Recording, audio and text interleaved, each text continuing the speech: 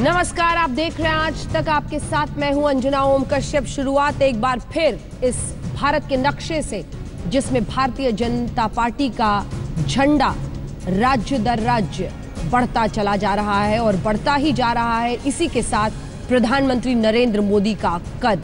लेकिन इन सब के बीच महानायक अगर नरेंद्र मोदी बन रहे हैं तो धीरे धीरे उनके नायकों का फैसला हो रहा है। जी हां, बड़ी खबर है कि गोवा के अगले मुख्यमंत्री मनोहर पर्रिकर हो सकते हैं। रक्षा मंत्री पद से इस्तीफा उन्होंने दे दिया है।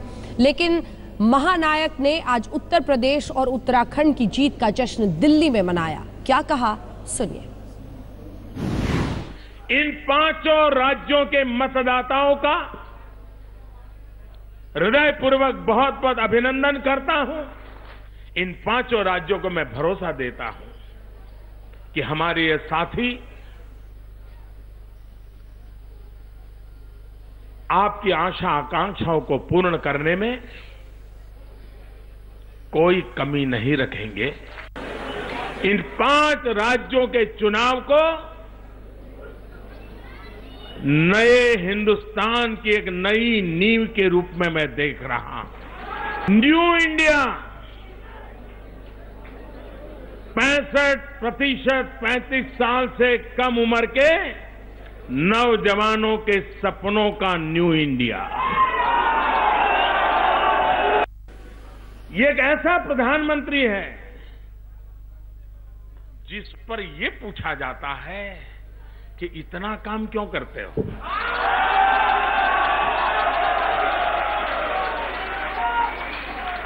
इतनी मेहनत क्यों करते हो। इससे बड़ा जीवन का सौभाग्य क्या हो सकता है। विजय पेड़ भी हमें सिखाता है, पौधे भी हमें सिखाते हैं। कोई भी पेड़ कितना भी ऊंचा क्यों न हो, लेकिन जैसे ही फल लगते हैं वो झुकने लग जाता है।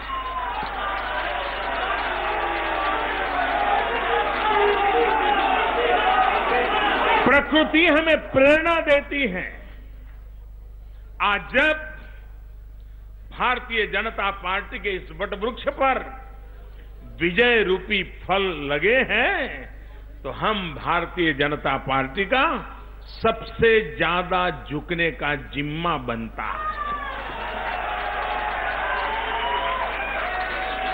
अधिक नम्र बनने का जिम्मा बनता है। सत्ता ये पद की शोभा का हिस्सा नहीं होती है। सत्ता सेवा करने का एक अवसर होती है। इस बात को लेकर हमें चलना है। तो आज का शब्द शायद प्रधानमंत्री नरेंद्र मोदी के इस भाषण से विनम्रता निकलना चाहिए, क्योंकि इस जबरदस्त जीत के बाद विनम्रता पर उन्होंने खासा जोर दिया है। लेकिन इसी के साथ कहा कि सरकारें बहुमत से बनती हैं लेकिन चलती सर्वमत से है। क्या ये होगा? जो सवाल उन्हीं पर किए जाते हैं, क्या उसको जवाब दिया गया है? इन सब के बीच तस्वीरें हम आपको दिखा रहे हैं। हालांकि इस वक्त पार्लियामेंट्री बोर्ड की बैठक चल रही है। माना जा रहा है कि यूपी और उत्तराखंड के मुख्यमंत्री कौन होंगे, इन चेहरों पर आज वहां पर मुहर लग जाएगी। नलिनी जी, क्या माने? देखिए, आज जो प्रधानमंत्री ने भाषण दिया है यहाँ पर, एक तो हो गया, गोवा वाला तो हो गया जी, गोवा वाला तो हो गया, लेकिन प्रधानमंत्री ने जो भाषण दिया, अगर आप उसकी बात कर रही हैं एक सेकेंड, तो उसमें यह है कि ये तो थे तो कार्यकर्ता, जो सुनने वाले थे वो तो थे कार्यकर्ता, लेकिन भाजपा के कार्यकर्ता, लेकिन उसमें एक स्टेट्समैन लाइक एक टोन आ गई थी। यानी कि जो उनका बोलने का एक लहजा था, उसमें ये था कि चलिए मैं इससे सबसे ऊंचा हूँ। और मुझे याद आ गया कि जो कि अभी इन्होंने इलेक्शन किए है, उसमें प्रधानमंत्री ने ये जो जात पात, ये सब चीज़ें, जो ये समीकरण थे, वो छोड़ करके दलित किसको लेना, बाहर के नेताओं को ले लेना, वो सब छोड़ करके वो छोड़ दिया अमित शाह पर।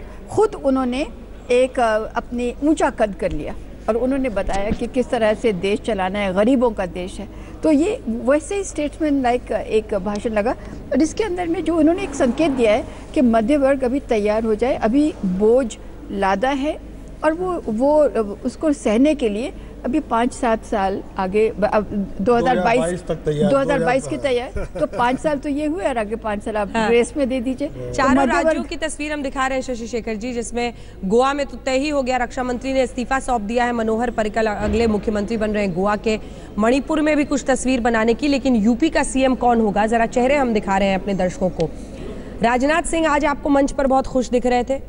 योगी आदित्यनाथ फायर ब्रांड नेता तो हैं, लेकिन फिर अगर हम बात करें तो गोरखपुर के सांसद हैं, इलाके में दबदबा है, लेकिन क्या ऐसे केसरिया शख्स को मुख्यमंत्री बनाया जा सकता है? क्या संदेश जाएगा? फायर ब्रांड है, कहते हैं करबला कब्रिस्तान बनेगा, समाजवादी को दोगे, हमको दोगे, अयोध्या में मंदिर बनेगा, सरकार चलेगी सर्वमत से। अभी प्रधानमंत्री ने कहा शायद ये सर्वमत ना जुटा पाए, सर्वमत ना जुटा पाए। केशव प्रसाद मौर्य, देखिए मैं आपके अगर इन 5 नामों पर ही बात करता हूँ, मैं अपनी ओर से कोई अटकल नहीं लगाऊंगा। तो 5 नामों में अगर आप देखिए तो राजनाथ सिंह के नाम की कुछ सर्टेन बहुत खूबियां हैं। पहली बात, वो सीनियर हैं, उस पद को पर बैठ चुके हैं। देश के गृह मंत्री के तौर पर उनका जो कार्यकाल था वो बहुत अच्छा था। अगर आप रक्षा मंत्री से उनके कार्यकाल की तुलना कीजिए तो राजनाथ का 3 साल में एक बयान ऐसा नहीं है जिस पर कि कोई भी विवाद हुआ हो। उनका एक काम ऐसा नहीं है जिस पर कोई भी विवाद हुआ हो, और कोई देश में बड़ा आतंकवादी हमला नहीं हुआ। और उनकी सर्वग्राह्यता ऐसी है कि उन्होंने, जैसे लोन वुल्फ का मामला रहा हो या कोई भी ISIS में भर्ती का मामला रहा हो, उन्होंने हर बार भारतीय मुसलमानों को कहा कि आप बधाई के पात्र हैं क्योंकि आप हमारी मदद करते हैं, इसलिए उस तरह के बाहर के संगठन नहीं आ पाते। हाँ। आज अगर आप देखें तो इनके नाम में से 2 प्रॉब्लम आती हैं। एक तो क्या रक्षा मंत्रालय के बाद गृह मंत्रालय भी कोई नया आदमी चलाए, ये प्रधानमंत्री ये जोखिम उठाना चाहेंगे। दूसरी बात ये कि वो खुद उतने वरिष्ठ हैं, खुद अनिच्छा जता चुके हैं, वो कितना जाएंगे या नहीं जाएंगे, लेकिन वो उसके लिए फिटेस्ट उम्मीदवार हैं, इसमें कोई इफेक्ट नहीं है। योगी आदित्यनाथ दूसरा आपने फोटो लगाया। योगी बहुत फायर ब्रांड लीडर हैं, बहुत ईमानदार हैं, बहुत ही स्ट्रांग हैं, लेकिन मोदी जी को अपनी एक अंतर्राष्ट्रीय छवि की भी चिंता करनी होगी, वो महत्वपूर्ण है। और सबसे बड़ा राज्य, और आज इकोनॉमिस्ट में एक आर्टिकल छपा है जो ये कह रहा है कि उत्तर प्रदेश के बिजनेस वालों के लिए भले ही अच्छी खबर हो कि बीजेपी ने इतनी सीटें जीती, लेकिन 40 मिलियन मुसलमानों के लिए बहुत अच्छी खबर नहीं है। ठीक है, एक बार चूंकि वो उसी तस्वीर से उस पर फैसला आना है, लेकिन ये गोवा की तस्वीरें हम आपको दिखा रहे हैं। मनोहर पर्रिकर मुख्यमंत्री बनने की राह पर गोवा में। राजदीप सरदेसाई हमारे साथ, हमारे वरिष्ठ सहयोगी इस वक्त जुड़ रहे हैं। राजदीप, हम क्या माने, 22 विधायकों के समर्थन के साथ, यानी लगभग तय मनोहर पर्रिकर अगले मुख्यमंत्री? बिल्कुल लगभग तय है कि मनोहर पर्रिकर ही अगले मुख्यमंत्री बनेंगे, क्योंकि बगैर मनोहर पर्रिकर के ये जो छोटे दल हैं, इंडिपेंडेंट्स हैं, वो बीजेपी को समर्थन नहीं देंगे। वो बीजेपी को इसी वजह से समर्थन दे रहे हैं कि मनोहर पर्रिकर मुख्यमंत्री बनने के लिए राजी हुए। राजी क्या, यही तो मनोहर पर्रिकर चाहते थे कि एक बार फिर वो गोवा चले जाए। उनको दिल्ली में उनका मन नहीं लगाता। हाँ, वो रक्षा मंत्री थे, लेकिन रक्षा मंत्री होने के बावजूद मैं नहीं समझता कि उनमें वो एक दिल्ली की जो हवा है वो उनको सूट नहीं करती थी। वो चाहते थे कि वो जल्द से जल्द गोवा वापस चले, और ये उनको एक और मौका है। 2 बार पहले वो मुख्यमंत्री बने हैं, तीसरी बार मुख्यमंत्री बनेंगे, लेकिन इस बार थोड़ी कठिनाई ये होगी कि हर इंडिपेंडेंट, हर छोटा दल लाल बत्ती की गाड़ी मांग रहा है। तो सरकार तो बनाएंगे, लेकिन सरकार चलाना आसान नहीं होगा। लेकिन मनोहर पर्रिकर में वो क्षमता है कि वो सबका साथ लेकर और मंत्रियों का भी विकास और गोवा का भी विकास करने की कोशिश करेंगे इसके साथ। बिल्कुल, हमने बड़ा अच्छा नाम दिया है इस अब की बार चौतरफा सरकार, मतलब 4 राज्यों में चौतरफा सरकार की तरफ बीजेपी बढ़ रही है। रक्षा मंत्री पर्रिकर ने इस्तीफा सौंप दिया है और अब वो बन रहे हैं मुख्यमंत्री गोवा के। उन्हीं के नाम पर छोटी पार्टियां साथ दे रही हैं, लेकिन अभी तक तो जोड़ तोड़ वाला मामला ही कहलाएगा शशि जी। हाँ, मणिपुर और गोवा दोनों में कहलाएगा, और इसीलिए मुझे लग रहा है कि उत्तर प्रदेश में किसी मैच्योर्ड चेहरे को देंगे ताकि उत्तर प्रदेश से भी उस तरह की कुछ खबरें ना आए जैसी हरियाणा से आई। एक नए आदमी को उन्होंने प्रधानमंत्री बनाया, सॉरी मुख्यमंत्री बनाया, और उसके बाद वहाँ कुछ दिक्कतें शुरू हुई, जाटों को वो हैंडल नहीं कर पाए ठीक से, और इसका दुष्परिणाम सामने आया। तो आज मुझे ऐसा लगता है कि आपके तीसरे नाम पर अगर मैं आ जाऊं कि केशव प्रसाद मौर्य, तो केशव प्रसाद मौर्य का इस जीत में यकीनी तौर पे बहुत बड़ा योगदान है। वो अति पिछड़ों से आते हैं, उन्होंने बड़ी मेहनत की, अमित शाह के जो सपने थे उसको उन्होंने साकार किया, और वो उस पर उनका हक बनता है। मनोज सिन्हा प्रधानमंत्री की पसंद बताए जाते हैं, बहुत शालीन हैं, 3 बार तीसरी बार MP के लिए चुने गए हैं। बहुत पहले 1982 में BHU के बड़े फायर ब्रांड अध्यक्ष हुआ करते थे। और गाजीपुर में परफॉर्मेंस भी बड़ा अच्छा रहा है। गाजीपुर में परफॉर्मेंस बहुत अच्छा रहा है, 7 में से 5, और पढ़े लिखे हैं। IIT से, उस समय उसको IT बोलते थे, जो BHU में IIT आज है, उससे वो BTech और MTech है। रेल मंत्रालय में उनका परफॉर्मेंस बहुत अच्छा रहा है, और उसी से खुश होके उनको दूरसंचार विभाग भी दिया गया साथ में। तो ये चौथा नाम भी बहुत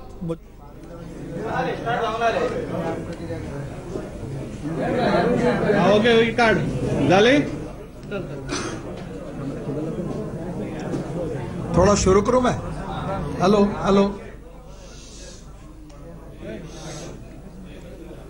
मित्रों, गोवा विधानसभा का चुनाव होने के बाद किसी एक पार्टी को बहुमत नहीं मिला। इसके बाद में जो समय विचार के लोग इकट्ठा होकर कुछ कॉमन प्रोग्राम के आधार पर गोवा के विकास के लिए और एक स्टेबल गवर्नमेंट, स्थिर सरकार और गोवा के विकास करने वाली सरकार हो, इसलिए प्रयास किया गया। मैं कल रात को गोवा में आया, रात भर अनेक लोगों से बातचीत हुई, आज दिन भर भी बातचीत हुई। बातचीत होने के बाद यहाँ की जो प्रमुख 2 पार्टियाँ थी, इसमें MGP और गोवा फॉरवर्ड, इन्होंने मुझसे बातचीत समय ये कहा कि अगर मनोहर पर्रिकर अगर मुख्यमंत्री करके आते हैं तो उनके नेतृत्व में हम समर्थन करेंगे। परंतु मनोहर पर्रिकर हमारे केंद्र में डिफेंस मिनिस्टर हैं, और स्वाभाविक रूप से हमारे पार्टी का निर्णय भी पार्लियामेंट्री बोर्ड करता है। तो सुबह उन्होंने ये बात कहने के बाद मैंने हमारे अध्यक्ष अमित शाह जी से बातचीत की, प्रधानमंत्री से भी बातचीत की, और उसके बाद में मैंने उनको कहा कि यहाँ के MLAs की इच्छा है कि गोवा में अगर स्थिर सरकार चाहिए और डेवलपमेंट चाहिए तो यहाँ के आम लोगों की और विशेष रूप से जो पार्टियाँ हमको समर्थन करने के लिए तैयार हैं, उनके आग्रह है, कंडीशन है कि मनोहर पर्रिकर मुख्यमंत्री बने। उसके बाद में अध्यक्ष जी ने प्रधानमंत्री जी के साथ और पार्लियामेंट्री बोर्ड के सभी सदस्यों के साथ विचार विनिमय करके मुझे कन्वे किया कि अगर मनोहर पर्रिकर जी अगर मुख्यमंत्री बनते हैं तो पार्लियामेंट्री बोर्ड की ओर से उनके लिए अनुमति है। मनोहर पर्रिकर जी से भी अध्यक्ष जी ने बातचीत की, मैंने भी बातचीत की कि उनके नेतृत्व में डिफेंस मिनिस्टर के नाते उन्होंने देश के लिए बहुत अच्छा और बड़ा काम किया है। आपको पता है कि हमारे देश की साख पूरे दुनिया में जिनके कारण बैठी है, उसमें मनोहर पर्रिकर जी का डिफेंस मिनिस्टर के नाते बहुत बड़ा योगदान है। और इसलिए दिल्ली में हम सब जो उनके मित्र सभी थे, उनकी इच्छा थी कि उन्होंने दिल्ली में ही रहना चाहिए। पर इस विशेष स्थिति में पर्रिकर जी से चर्चा करने के बाद उन्होंने ये बात कही कि पार्टी जो भी उचित निर्णय करती है पार्टी के हित में, वो कार्य करने के लिए मैं तैयार हूँ। और गोवा के लिए इस समय अगर मेरी ज़रूरत है तो मैं डिफेंस मिनिस्ट्री छोड़कर भी गोवा में आकर भी काम करने के लिए तैयार हूँ। उसके बाद में ये बात मैंने हमारे अध्यक्ष जी को कन्वे की, और आज सुबह ही हमारे पार्टी में हमारे विधानमंडल के जो सदस्य थे, उन्होंने पर्रिकर जी के बारे में एक प्रस्ताव भी पास किया और उनके नेतृत्व में आगे जाना चाहिए, इस आशय का प्रस्ताव पास हुआ। पार्टी के अध्यक्ष जी ने और पार्लियामेंट्री बोर्ड ने मुझे उचित निर्णय करने का अधिकार दिया था, और जब हमने सभी पार्टियों से और इंडिपेंडेंट से चर्चा की, उसमें विशेष रूप से सुदीन ढवलीकर जी, इनका मैं विशेष रूप से आभार मानूंगा, उनकी MGP के 3 सदस्य, विजय सरदेसाई, इनको विशेष रूप से धन्यवाद दूंगा कि गोवा के विकास के लिए, और उन्होंने बहुत महत्वपूर्ण ये निर्णय किया है और उनके नेतृत्व में 3 एमएलए हैं और इंडिपेंडेंट्स में श्री गोविंद गावड़े और रोहन खाउंटे इन्होंने भी समर्थन किया है। तो ऐसे 21 एमएलए ने जब समर्थन करने के बारे में मुझे विश्वास दिलाया, पत्र दिए, तब हमने ये निर्णय किया कि जो मुझे पार्लियामेंट्री बोर्ड के तरफ से माननीय अध्यक्ष जी ने कहा था, मैंने कहा कि मैं इसमें जो अधिकार दिया उससे आप अभी आगे जाइए और ये पत्र लेकर मनोहर पर्रिकर जी, उनके साथ हमारे सभी एमएलए, बीजेपी के, एमजीपी के एमएलए, गोवा फॉरवर्ड के एमएलए, सुदीन ढवलीकर, विजय सरदेसाई, सब मिलकर गवर्नर से मिले और वहाँ 21 सदस्यों के साइन का और उसके साथ साथ उनके समर्थन के पत्र हमने माननीय गवर्नर महोदय को दिए। मनोहर पर्रिकर जी अभी संरक्षण मंत्री है। हमारे संविधान के अनुसार गोवा के मुख्यमंत्री पद की शपथ लेने के पहले उनको डिफेंस मिनिस्टर का रिजाइन करना चाहिए और इसलिए रिजाइन करने के शपथ लेने के पहले वो संविधान के अनुसार उसके ऊपर निर्णय करेंगे। अभी तक उन्होंने कोई रिजिग्नेशन दिया नहीं है। इसके बाद हम लोग गवर्नर साहब जो है उनके तरफ से उनको इनविटेशन मिलने के बाद वो कब शपथ लेंगे ये बात तय करेंगे और उसके बाद में वो रिजाइन करेंगे। जहाँ तक गोवा में बहुत जागरूक मतदार है, इस बार फ्रैक्चर मैंडेट मिला, किसी एक पार्टी को बहुमत नहीं मिला और मनोहर पर्रिकर जी के नेतृत्व में पिछले बार बहुत अच्छी सफलता मिली और उन्हें गोवा के विकास के लिए बहुत अच्छा काम किया और इसीलिए हमारी एमजीपी और गोवा फॉरवर्ड और भारतीय जनता पार्टी मिलकर तीनों पार्टी के प्रमुख नेता बैठकर एक साझा विकास कार्यक्रम जो है वो भी हम निश्चित करेंगे और निश्चित रूप से गोवा एक प्रगतिशील, समृद्ध और संपन्न अच्छा राज्य बनाने के लिए मनोहर पर्रिकर जी के नेतृत्व में सबके सहयोग से एक स्थिर सरकार हम गोवा को देंगे। अभी इस स्थिति की जानकारी मैंने हमारे पार्टी के अध्यक्ष अमित शाह जी को और प्रधानमंत्री नरेंद्र मोदी जी को भी दी। उन्होंने भी मनोहर पर्रिकर जी का और समर्थन करने वाले सभी पार्टियों का अभिनंदन किया है, उनको धन्यवाद दिए हैं और मुझे विश्वास है कि इन सब बातों में जो एमएलएज हैं इंडिपेंडेंट और एमजीपी और गोवा फॉरवर्ड के, इन्होंने हमने सबने बैठकर आपस में चर्चा सुलह करके अलग अलग विषयों पर काफ़ी बातें हुई। कल दोपहर रात को 1 बजे से लेकर हम करीब 5 साढ़े 5 बजे तक जागते रहे, फिर सुबह भी हम लोग लगातार 8:30 से बैठे रहे और दिन भर हमने छोटी छोटी बातों पर चर्चा की क्योंकि हम सब बातों को क्लियर करना चाहते थे कि लॉन्ग टर्म पर हम 5 साल के लिए एक स्थिर सरकार दें और हम सब लोग मिलकर एक टीम के रूप में काम करें और इसलिए एक सशक्त टीम 21 सदस्यों की, 21 विधायकों की, जिसमें मनोहर पर्रिकर जी का यशस्वी नेतृत्व मिला है और हमें उम्मीद है कि और भी कुछ सदस्य समर्थन करने के बारे में उन्होंने भी हमको कहा है। केवल उनका पत्र मिला नहीं है, अगर वो भी करेंगे तो उनका भी हम स्वागत करेंगे और मेरा विश्वास है कि आज मैं मनोहर पर्रिकर जी को हमारे आज उनको जो समर्थन मिला इस बात को लेकर मैं भारतीय जनता पार्टी की ओर से, भारत सरकार की ओर से और मेरे ओर से भी मैं उनको बहुत बहुत धन्यवाद देता हूं, उनका अभिनंदन करता हूं और विशेष रूप से मैं हमारे मित्र माननीय सुदीन ढवलीकर जी एमजीपी के, उन्होंने भी बहुत समझदारी की भूमिका रखी। हम चुनाव में अलग अलग लड़े, चुनाव में होता ही है, पर फिर भी उन्होंने भी बहुत मैच्योर्ड रोल अदा किया और उन्होंने भी सहयोग दिया। मैं विशेष रूप से विजय सरदेसाई जी हैं, उनको भी बहुत बहुत धन्यवाद दूंगा।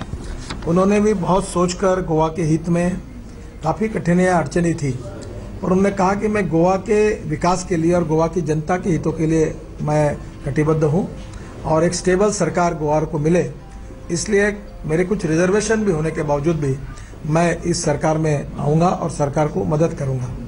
इसलिए पूरी तरह से बाद में इंडिपेंडेंट लोग जो जिनके भी मैंने नाम लिए उन्होंने भी समर्थन किया है। मैं इनको सबको हृदय से बहुत बहुत धन्यवाद देता हूँ और उनका अभिनंदन करता हूँ।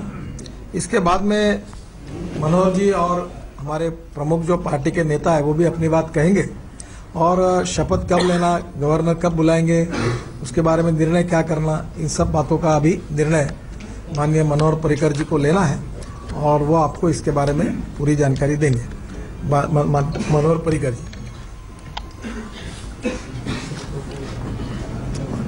पहले आप sir mic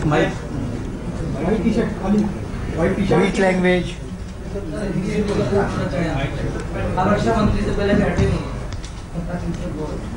I thank you all for support and wish you a very happy Holi and Ranga Panchami tomorrow. On this auspicious occasion, I'd like to thank Shri Nitinji Gadkari for coming down to Goa at a very short notice as a party observer, and he had also assisted us during the election, and within solving the full matter within probably exact time of about 16 hours. That itself is a record because it includes the night time and the sleep, minimum sleep is required.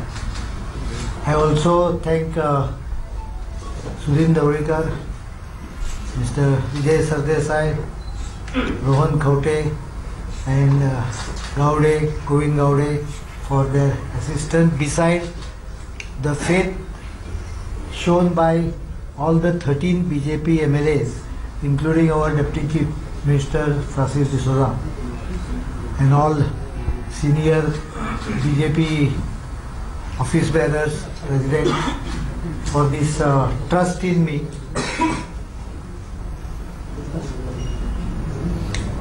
It's an occasion that I come back after almost 2.5 years. And one thing I can promise to the state and my colleagues, that this is a mandate given by the people. Though we fell short of majority, that together we have completed the magic figure of 21. There are possibly support from 1 or 2 more MLAs. But at this stage we could only get 21 together because traffic jam and other issues were there. So we went to the governor. I'm expecting a call invitation from her. So once the invitation is received, we will consult our colleagues and decide the date for swearing in. There is not much time because budget exercise is to be begun immediately, and so it's a occasion when I think after you hear them, you can fire some questions. Thank you. Sir Congress का एक just minute एक minute थोड़ा सा दोनों को थोड़ा 2 minute बोले फिर आप पूछिए। विजय